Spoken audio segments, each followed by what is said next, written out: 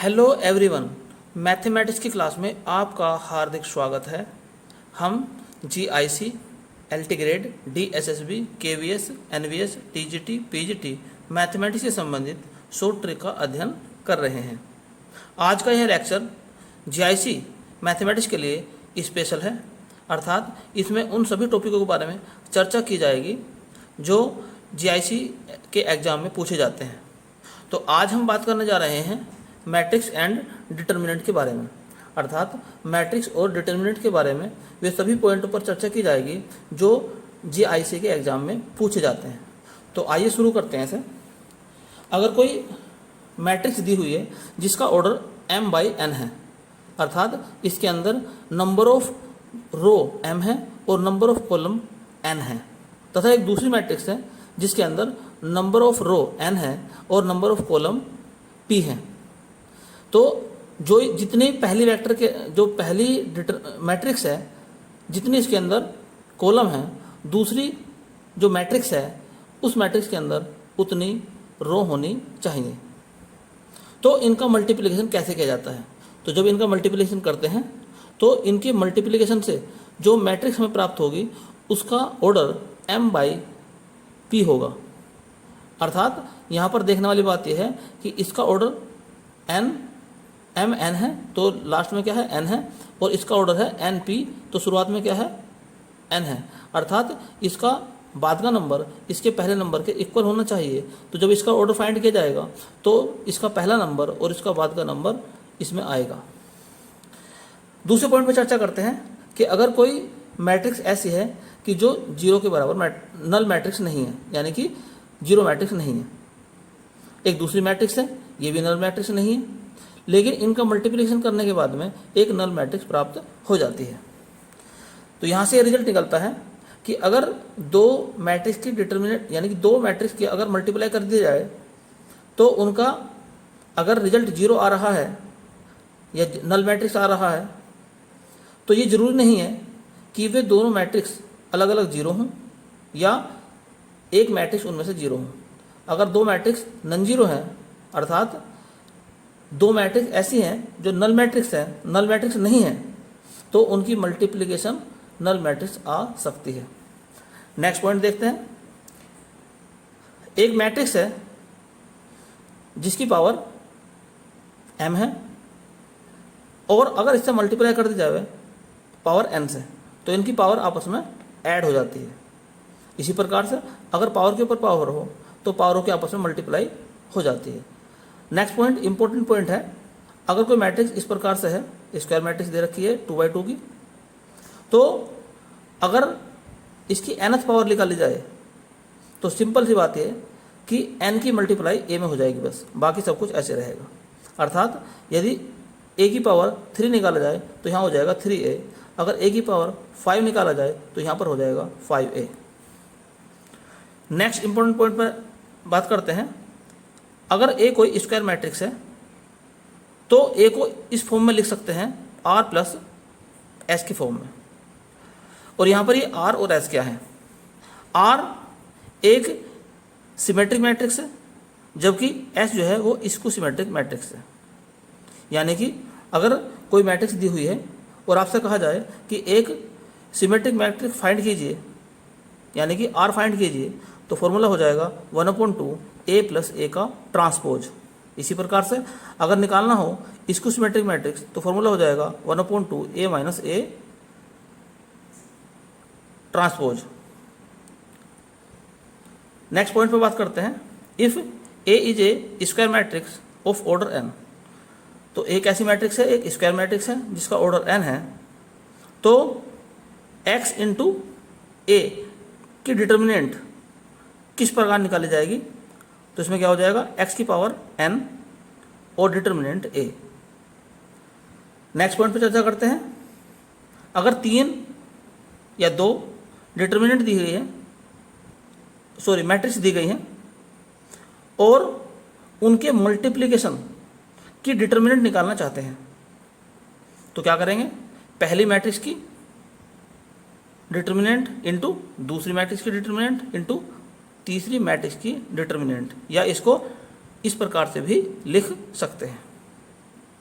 अगर कोई matrix A दी है जो कि 2x2 की एक स्क्वायर मैट्रिक्स है, ए बी सी डी इसके एलिमेंट है, तो अगर हम इसका एडजॉइंट निकालना चाहते हैं तो उसकी ट्रिक ये है कि आप जो इसका लीडिंग डायगोनल है, मुख्य विकर्ण जो है, इसको चेंज कर दो।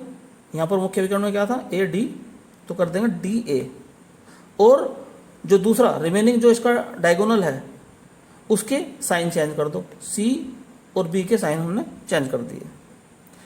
और अगर निकालना चाहते हैं किसी मैट्रिक्स का इन्वर्स, तो फॉर्मूला होता है 1 उस मैट्रिक्स का डिटर्मिनेंट इनटू एडजॉइंट ए। और एक बात याद रखने की और भी है, किसी भी मैट्रिक्स के इन्वर्स का इन्वर्स वह स्वयं मैट्रिक्स होती है। तो अगर हमें किसी मैट्रिक्स का इन्वर्स दे रखा है और कहा जाए कि ए फाइंड कीजिए इसका, यानी कि वह मैट्रिक्स फाइंड कीजिए, तो उसकी ट्रिक ये होती है कि उस दी हुई इन्वर्स मैट्रिक्स का एक बार फिर से इन्वर्स निकाल लीजिए, तो आपको ए प्राप्त हो जाएगा। नेक्स्ट इंपॉर्टेंट पॉइंट है एडजॉइंट ए की डिटर्मिनेंट का फॉर्मूला होता है ए की डिटर्मिनेंट निकालो और उसकी पावर कर दो n-1। यहाँ n क्या है, n इस मैट्रिक्स ए का ऑर्डर है, अर्थात यदि ये मैट्रिक्स ए 3×3 अर्थात 3 ऑर्डर की मैट्रिक्स है, तो इसके एडजॉइंट की जो डिटर्मिनेंट होगी उसका ऑर्डर 3-1 अर्थात उसकी डिटर्मिनेंट के ऊपर जो पावर लगाएंगे हम 2 लगाएंगे। अब अगर कोई मैट्रिक्स ए दी है तो उसकी कैरेक्टरिस्टिक इक्वेशन कैसे निकालते हैं, तो फॉर्मूला होता है a माइनस लैम्डा आई की डिटर्मिनेंट, अर्थात जो भी डिटर्मिनेंट दी हुई है उसका जो लीडिंग डायगोनल है उसमें से हम लैम्डा माइनस करेंगे और उसकी डिटर्मिनेंट फाइंड कर लेंगे और इसको 0 के बराबर रख देंगे। एक होते कैले हैमिल्टन थ्योरम। इस कैले हैमिल्टन थ्योरम के according every square matrix satisfies it's characteristic equation, यानी कि जो हमने कैरेक्टरिस्टिक इक्वेशन ऊपर फाइंड करी है, तो यह लैम्डा के रूप में एक क्वाड्रेटिक इक्वेशन या क्यूबिक इक्वेशन या एक पोलिनोमियल बनेगी। उसमें क्या काम करेंगे कि लैम्डा के स्थान पर ए रख देंगे, तब भी उसका वैल्यू जो है 0 के बराबर होगी। तो आइए देखते हैं जीआईसी से संबंधित एग्जाम में किस प्रकार के क्वेश्चन आए हुए हैं, उन सभी क्वेश्चनों के बारे में चर्चा की जाएगी तथा उसके अलावा जो भी इम्पोर्टेंट क्वेश्चन और हैं उन पर भी सविस्तार पूर्वक चर्चा की जाएगी। तो पहला इम्पोर्टेंट क्वेश्चन आपके सामने है जो कि जीआईसी 2015 में आया था। If A is equal to this, तो ये कहा कि ए एक डिटर्मिनेंट दी हुई है, यह इस इक्वेशन को सेटिस्फाई करती है, तो स्मॉल ए और स्मॉल बी की वैल्यू हमें फाइंड करनी है। तो सबसे पहले क्या काम करते हैं, इसकी कैरेक्टरिस्टिक इक्वेशन निकालते हैं, अर्थात ए माइनस लैम्डा आई की डिटर्मिनेंट को 0 के बराबर रखते हैं, अर्थात इसका जो लीडिंग डायगोनल है 3 माइनस लैम्डा और 1 माइनस लैम्डा करेंगे इसमें से, इज इक्वल टू 0। अब इस 2/2 की जो डिटर्मिनेंट है इसको सोल्व करते हैं, यानी कि इसकी मल्टीप्लाई इसमें करेंगे, 3 minus lambda into 1 minus lambda minus 1 into 2 is equal to 0।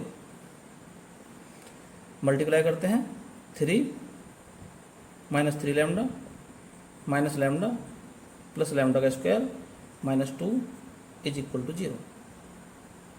या यूँ कहें lambda square minus 4 lambda plus 1 is equal to 0।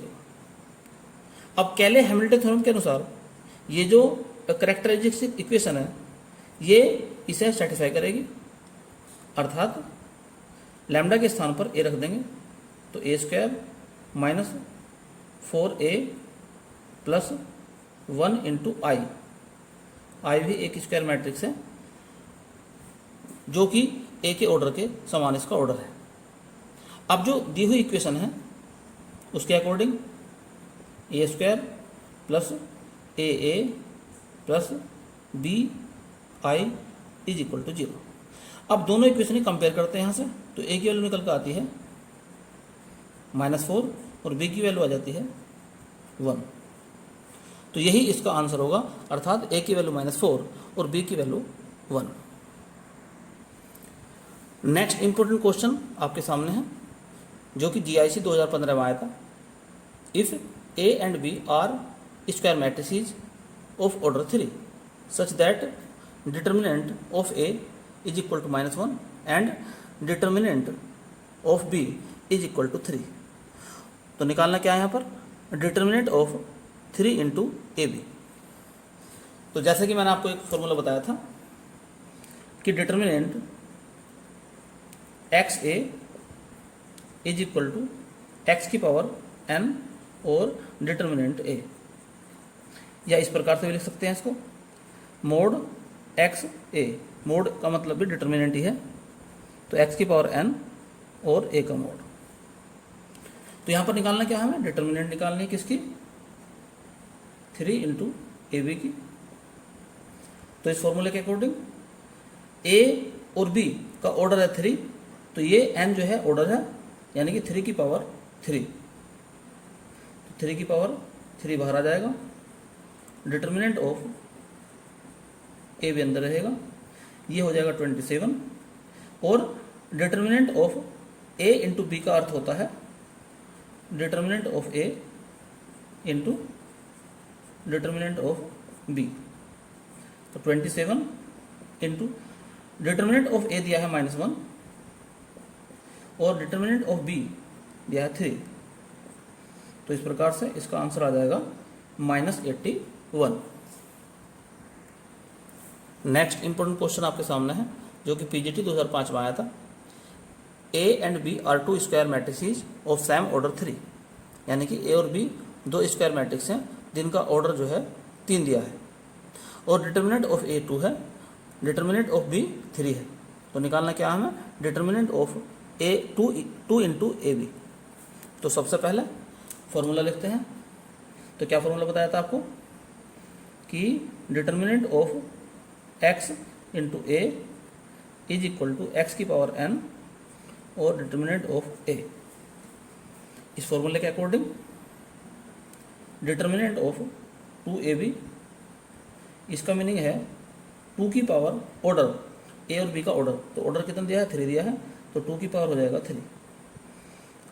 यहाँ पर डिटर्मिनेंट ऑफ ए बी लिखेंगे 8 into determinant of A into determinant of B.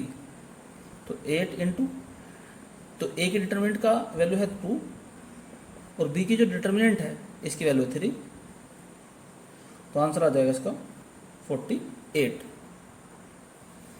Next important question आपके सामने है, जो कि GIC 2015 में आया था। If the matrix A B is equal to 0 then which one of the following is correct. तो क्या लिखा है इसमें कि 2 मैट्रिक्स हैं जिनकी मल्टीप्लिकेशन 0 अर्थात नल मैट्रिक्स के इक्वल है। तो पहला ऑप्शन दिया है कि पहली मैट्रिक्स भी 0 होनी चाहिए या दूसरी मैट्रिक्स 0 होगी, लेकिन मैंने आपको बताया था कि अगर 2 मैट्रिक्स दी हैं जो कि 0 मैट्रिक्स नहीं है, पहली मैट्रिक्स, एक दूसरी मैट्रिक्स है, ये भी 0 मैट्रिक्स नहीं है, लेकिन फिर भी इनकी मल्टीप्लिकेशन 0 के बराबर हो सकती है। तो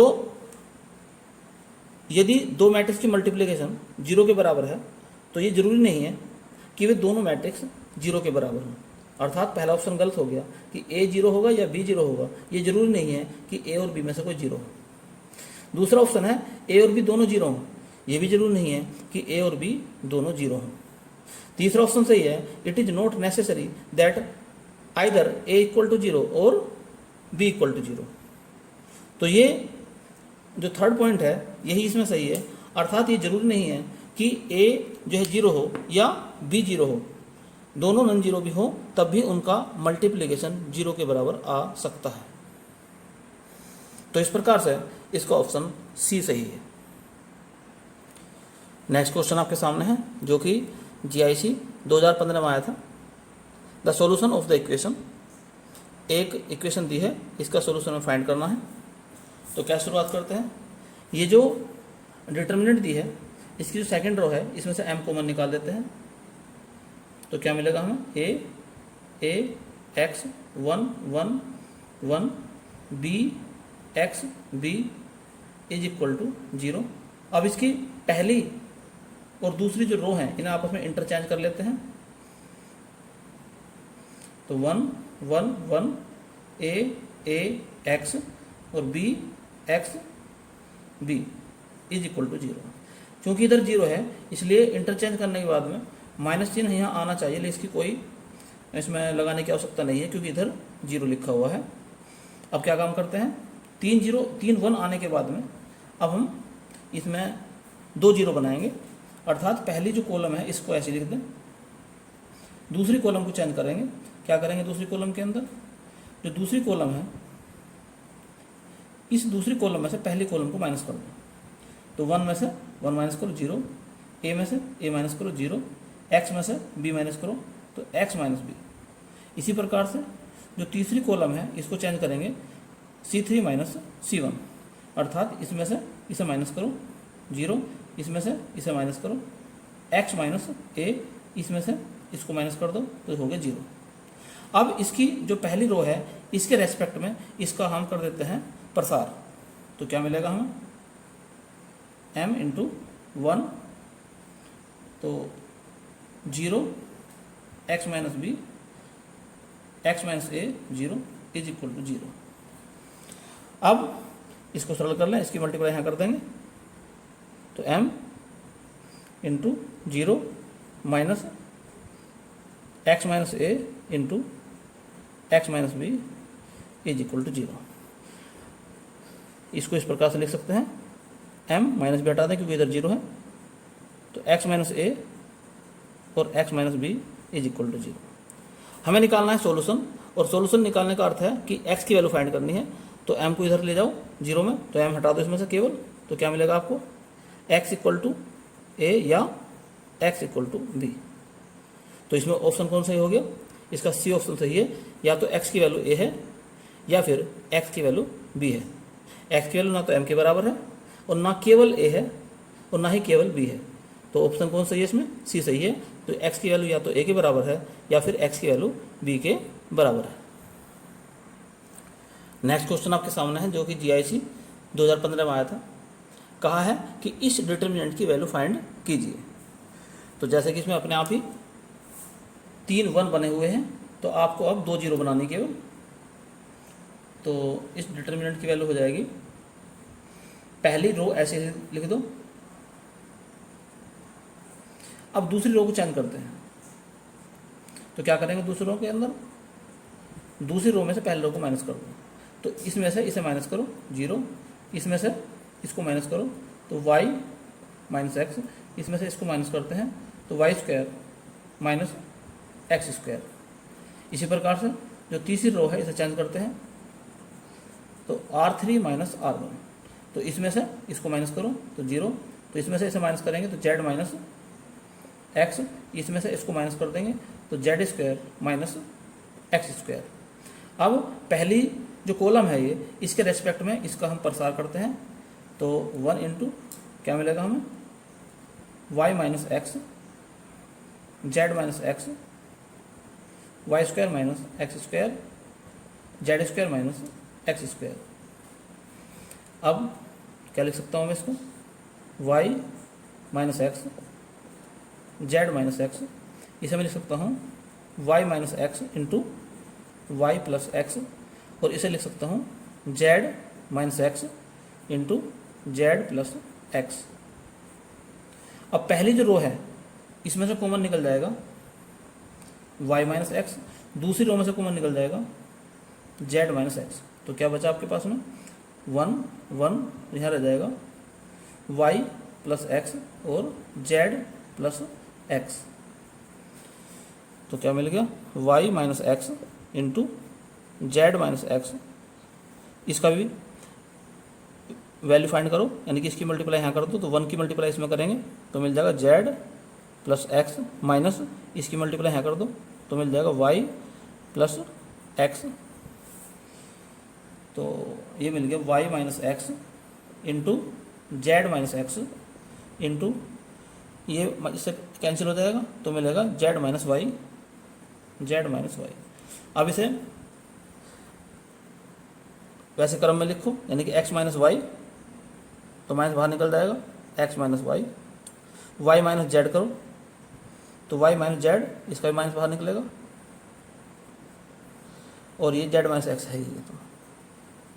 तो दो माइनस हो गए, तो इस प्रकार से आंसर आ गया इसका एक्स माइनस वाई,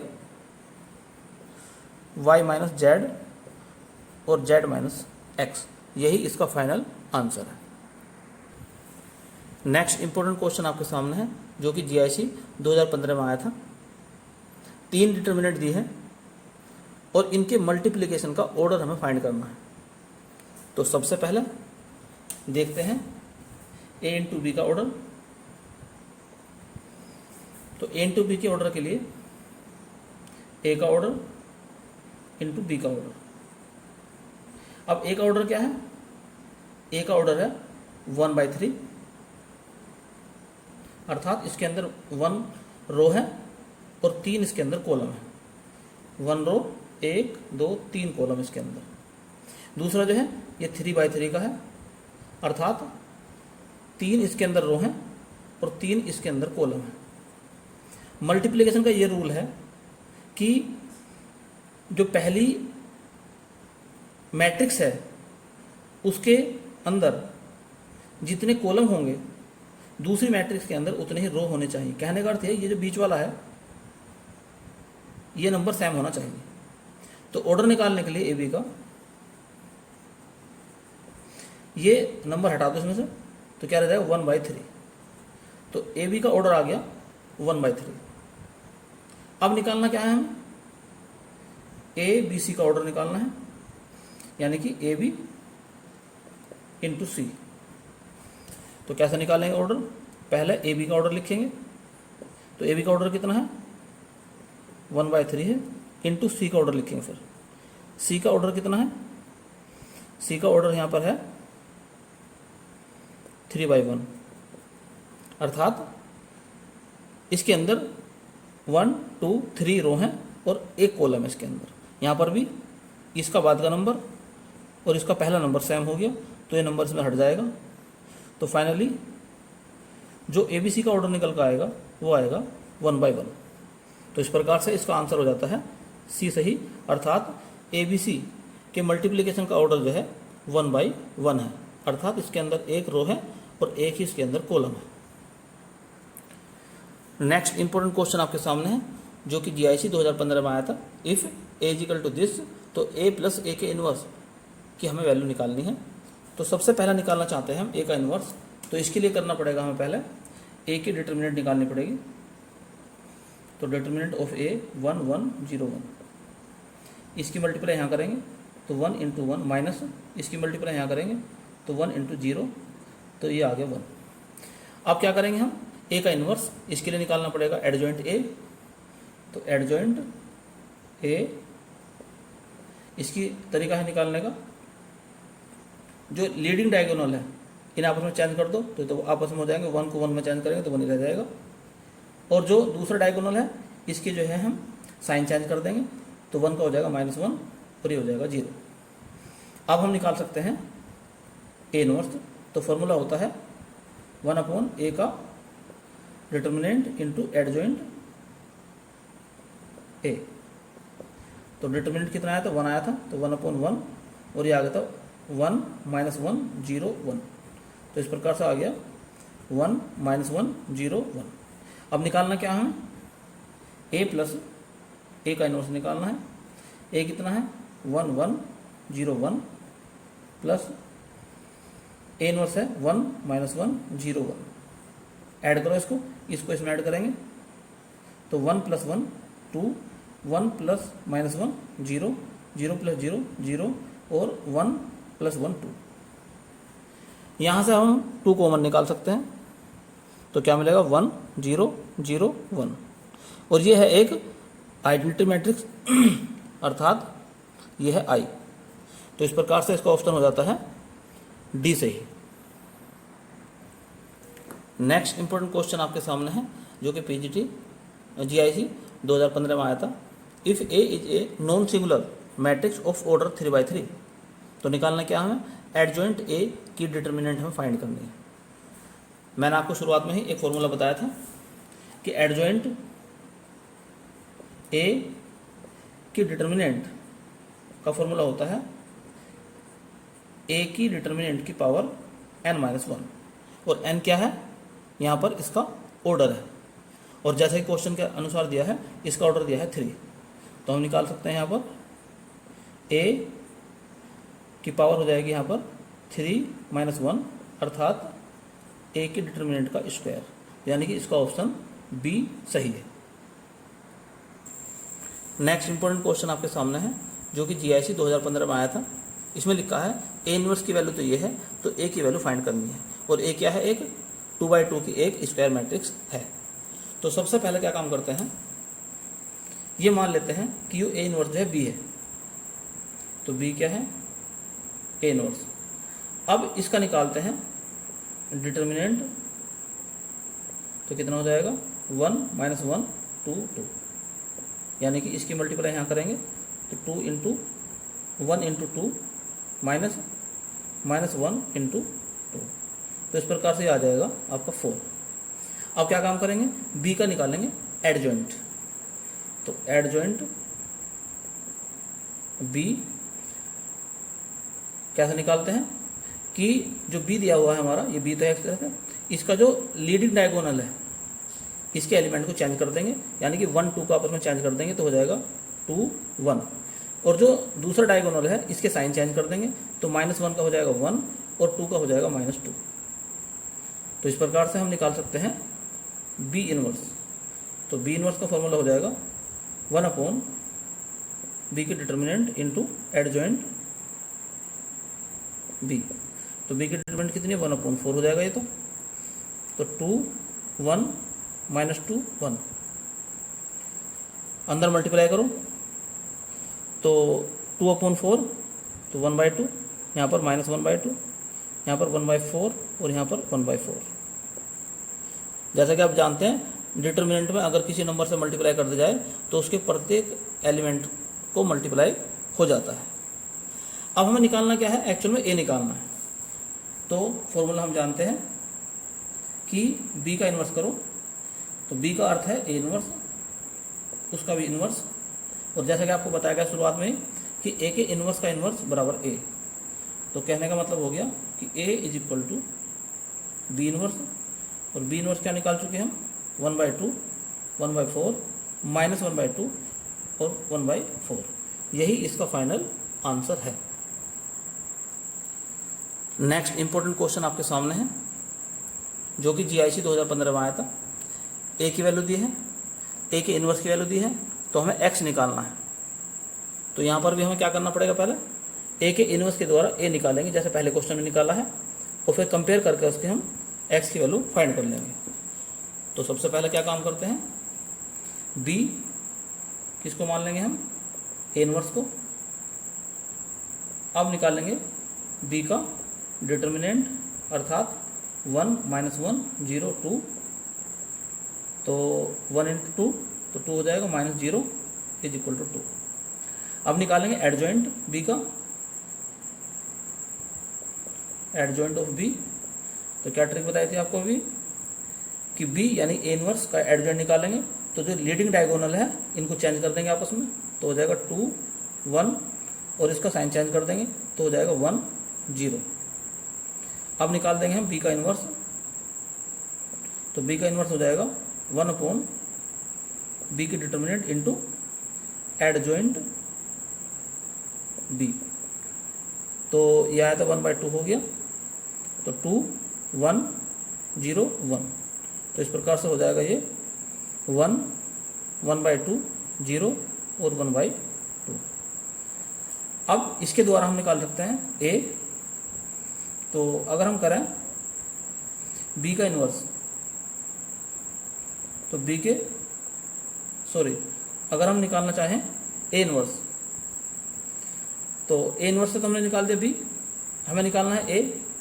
तो ए किस प्रकार निकाला जाएगा, तो ए निकालने का ट्रिक है बी का इन्वर्स, अर्थात बी के इन्वर्स का भी इन्वर्स। सॉरी, दोबारा समझिए यहाँ से ज़रा। हमें निकालना है ए निकालना है, तो यहाँ से निकालेंगे ए,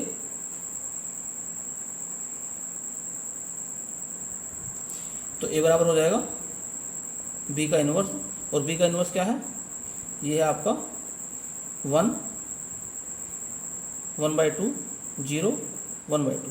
लेकिन जो ए की वैल्यू दी हुई है वो ये दे रखी है यहाँ पर, तो क्या दिया है 2x x 0 x। कंपेयर करते हैं दोनों तरफ, तो 2x के स्थान पर आ जाता है 1, तो x की वैल्यू आ जाएगी 1/2। या इससे कंपेयर कर लो, तो x की वैल्यू कितनी है 1/2, या यहाँ से कंपेयर करो x की वैल्यू कितनी है 1/2, यहाँ से कंपेयर करो तो 0 की वैल्यू 0, तो यानी कि x की वैल्यू कितनी आ गई यहाँ पर 1/2। यही इसका फाइनल आंसर है। नेक्स्ट क्वेश्चन आपके सामने है जो कि GIC 2015 में आया था। One solution of the equation is पड़ेगा। तो बेस्ट तरीका इसका ये है कि आप ऑप्शन उठाकर रखो। तो पहला इसमें ए ऑप्शन रखते हैं, तो यानी कि x के स्थान पर रख देते हैं 4, तो क्या मिलेगा हमें 2 3 3 3 0 5 3 5 0। इसकी वैल्यू निकालते हैं। अगर इसकी वैल्यू 0 आ जाती है तो हम ये कहेंगे इसका आंसर जो है x = 4 सही है, और अगर 0 नहीं आता है तो ये इसका आंसर नहीं है। आइए शुरू करते हैं फिर इसको। 2 इस पर उंगली रखते हैं, इसकी गुना इसमें करेंगे 0 -25 -3, इस पर उंगली रखते हैं तो 0 -15 +3, फिर इस पर रखते हैं तो 15 -0। तो इस प्रकार से ये हो जाएगा आपका 50 45, और ये भी 45, तो ये 0 के बराबर नहीं होगा। तो इस प्रकार से जो है पहला ऑप्शन इसका गलत है। अब दूसरा ऑप्शन देखते हैं, अर्थात इसमें 3 रखेंगे अब की बार, तो 3 3 3 3 1 5 3 5 1, यहाँ से 3 कॉमन निकल जाएगा तो 3 बाहर निकाल देंगे, 1 1 1 3 1 5 और 3 5 1। अब इसमें एक रो या एक कॉलम के अंदर यदि सारे एलिमेंट जो है 1 1 हो जाए तो 2 0 बनाओ। इसमें सोल्व करने का यही तरीका है। तो 1 3 3। अब क्या काम करेंगे हम, जो R2 है इसमें से हम R1 को माइनस कर देंगे, तो इसमें से इसको माइनस करो 0, इसमें से इसको माइनस करो -2, इसमें से इसको माइनस करो तो हो जाएगा 2। ऐसे ही R3 करेंगे, तो इसमें से इसको माइनस करो 0, इसमें से इसको माइनस करेंगे तो 2 आ जाएगा, इसमें से इसको माइनस करेंगे तो माइनस का 2 आ जाएगा। अब इसके रेस्पेक्ट में इसका जो है प्रसार कर देंगे, तो क्या मिलेगा 3 तो बाहर है ही, 1 भी आ जाएगा, ये आपको मिल जाएगा -2 2 2 -2, यानी कि 3। इसकी मल्टीप्लाई यहाँ करेंगे तो 4, माइनस इसकी मल्टीप्लाई यहाँ करेंगे 4, तो कितना आ गया 0 आ गया। तो इस प्रकार से इसका ऑप्शन जो है x = 3 ही सही है। आप नेक्स्ट जो ऑप्शन है वो भी चेक कर सकते हैं, तथा दूसरा जो मेथड है इससे उससे भी निकाल के देखना, तो वहाँ पर x के 3 मान निकल कर आएंगे, उनमें से एक जो वैल्यू होगी वो x = 3 होगी, यानी कि इसका एक सोल्यूशन क्या हो जाएगा x = 3। तो इसका बी ऑप्शन ही सही है। नेक्स्ट क्वेश्चन आपके सामने है, ये भी GIC 2015 में आया था। Solution of the matrix equation, ये एक मैट्रिक इक्वेशन दी है, इसका सॉल्यूशन हमें निकालना है। तो सबसे पहले क्या काम करते हैं, ये जो मैट्रिक इक्वेशन है इसकी सिंपल इक्वेशन बनाते हैं, अर्थात इसकी मल्टीप्लाई ऐसे करते हैं। तो 2x - y + 3z = 9। ऐसे ही इसकी मल्टीप्लाई इसमें करेंगे तो x + y + z = 6। इसकी मल्टीप्लाई इसमें करते हैं तो x - y + z = 2। अब ऑप्शन से रखते हैं, पहला ऑप्शन उठाकर रखते हैं, x की वैल्यू 1, y की वैल्यू 2 और z की वैल्यू 3 रखते हैं।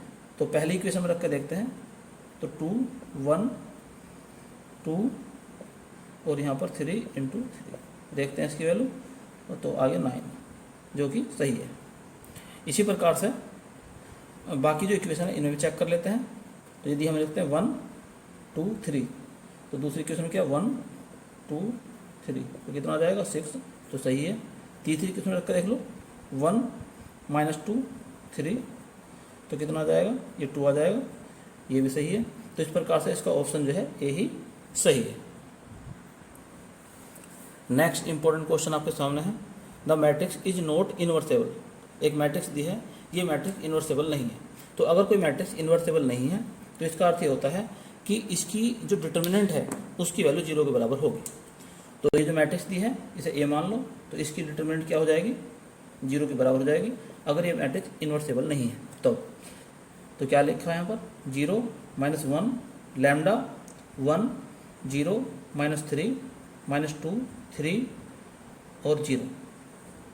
अब इसको सिंप्लीफाई करते हैं, तो 0 -1, इसके बाद में इस पर उंगली रखेंगे और इसकी मल्टीप्लाई यहाँ करेंगे, तो क्या मिलेगा 0 माइनस इसकी मल्टीप्लाई यहाँ करेंगे 3 लैम्डा प्लस माइनस के 2, इस पर उंगली रखेंगे ऐसे, इसकी मल्टीप्लाई यहाँ करेंगे तो कितना हो जाएगा 3 माइनस इसकी मल्टीप्लाई यहाँ करेंगे तो मिलेगा 0 इज इक्वल टू 0। तो इस प्रकार से क्या देखते हैं हम कि 3 लैम्डा -6 इज इक्वल टू 0, अर्थात लैम्डा की वैल्यू यहाँ पर 2 आ गई, यानी कि लैम्डा की वैल्यू 2, यही इसका फाइनल आंसर है। अर्थात इसका जो है डी ऑप्शन सही है।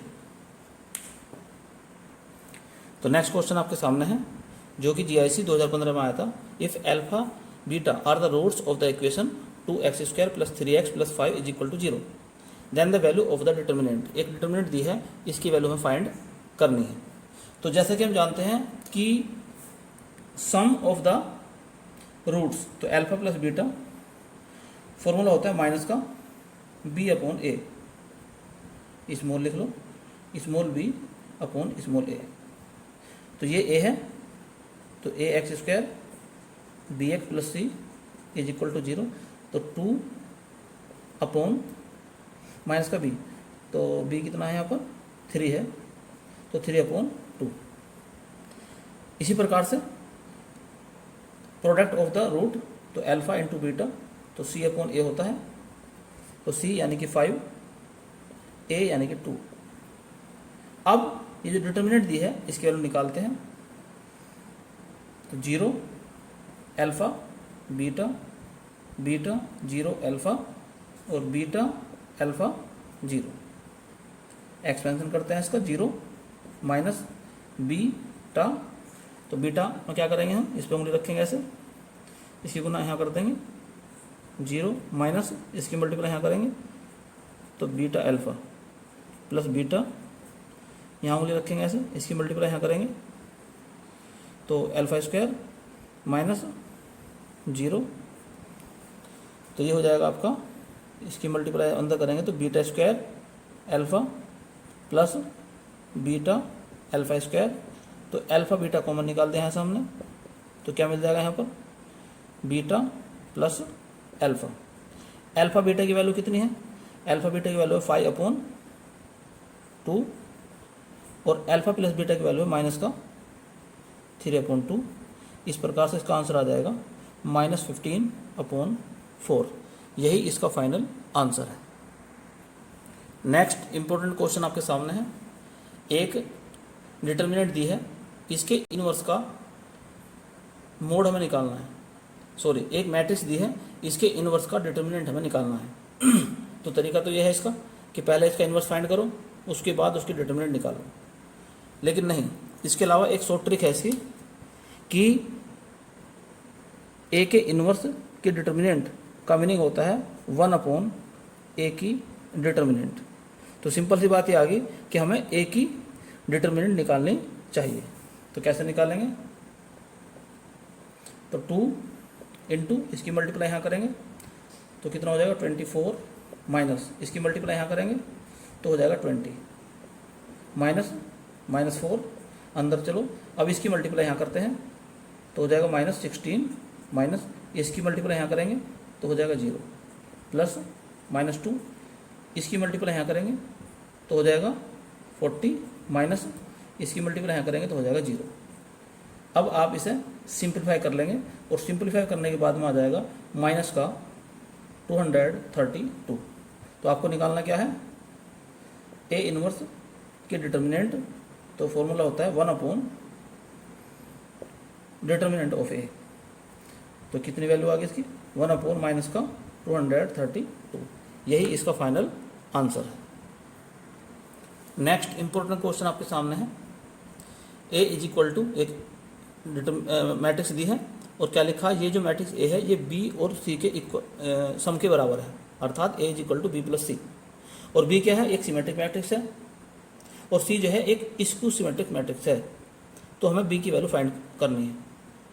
तो जैसे कि मैंने आपको बताया था, नोट्स में शुरुआत में बताया मैंने आपको कि अगर किसी मैट्रिक्स को हम दो मैट्रिक्स के सम के रूप में रिप्रेजेंट किया जाए और उनमें से एक मैट्रिक्स सिमेट्रिक हो और दूसरी मैट्रिक्स स्क्यू सिमेट्रिक हो, तो जो सिमेट्रिक है उसके निकालने का फॉर्मूला होता है 1/2 ए प्लस ए का ट्रांसपोज। तो बी क्या है, सिमेट्रिक है। तो सिमेट्रिक होने के कारण बी का निकालने का फॉर्मूला हो जाएगा 1/2 ए प्लस ए का ट्रांसपोज। तो पहले हमें निकालना पड़ेगा ए प्लस ए का ट्रांसपोज और फिर उसे 2 से हम डिवाइड कर देंगे। तो ए प्लस ए का ट्रांसपोज, तो ए क्या है, ए आपके पास में है 2 7 1 3 1 9 1 5 8 प्लस ए का ट्रांसपोज। ट्रांसपोज कैसे करते हैं, इसकी जो कॉलम है इसे रो में चेंज कर दो। तो 2 7 1 3 1 9 1 5 8। अब इनके जो करस्पॉन्डिंग एलिमेंट है इन्हें ऐड कर दो। तो 2 2 4 7 3 9 10 1 1 2। ऐसे ही इसको इसमें ऐड करेंगे तो 10 2 14। इसको इसमें ऐड करो 2 14 और ये हो गया 16। निकालना क्या हमें, बी है। तो बी का फॉर्मूला क्या है, 1/2 ए प्लस ए का ट्रांसपोज। तो यानी कि 2 से डिवाइड कर दो इसको, तो मिलेगा 2 5 1 5 1 7 1 7 8। यही इसका फाइनल आंसर हो जाएगा। लेकिन यदि यहाँ पर निकालना होता कि सी निकालो, तो सी निकालने का ट्रिक हो जाती फिर 1/2 ए माइनस ए का ट्रांसपोज, क्योंकि सी का फॉर्मूला इस प्रकार से है ये, क्योंकि सी जो है वो स्क्यू सिमेट्रिक है। तो अगर स्क्यू सिमेट्रिक निकालना है तो फॉर्मूला लगाना पड़ेगा 1/2 इंटू ए माइनस ए का ट्रांसपोज, और अगर सिमेट्रिक मैट्रिक्स निकालनी है तो लगाना पड़ेगा 1/2 इंटू ए प्लस ए का ट्रांसपोज। तो यदि आप डिटर्मिनेंट और मैट्रिक्स से संबंधित और भी अधिक जानकारी लेना चाहते हैं तो प्ले स्टोर में जाकर टीजीटी और पीजीटी के नाम से जो प्ले लिस्ट है उसमें आप जाकर देखेंगे, वहाँ पर मैट्रिक्स और डिटर्मिनेंट से संबंधित वहाँ पर भी क्वेश्चन आपको मिलेंगे। तो इस वीडियो में केवल इतना ही। यदि यह वीडियो आपको पसंद आई हो तो इसे अधिक से अधिक लाइक और शेयर करें, और यदि चैनल को अभी तक आपने सब्सक्राइब नहीं किया है तो चैनल को सब्सक्राइब कर लें और साथ ही साथ बेल आइकन का बटन भी दबा दें, ताकि समय समय पर आपको नई नई और महत्वपूर्ण जानकारियाँ प्राप्त होती रहें। और साथ ही साथ कमेंट्स बॉक्स में लिख कर ये भी बताएं कि जीआईसी से संबंधित इसी प्रकार के टॉपिक को आपको किस किस टॉपिक की आवश्यकता है, ताकि उन पर भी वीडियो आपको उपलब्ध कराई जा सके। धन्यवाद।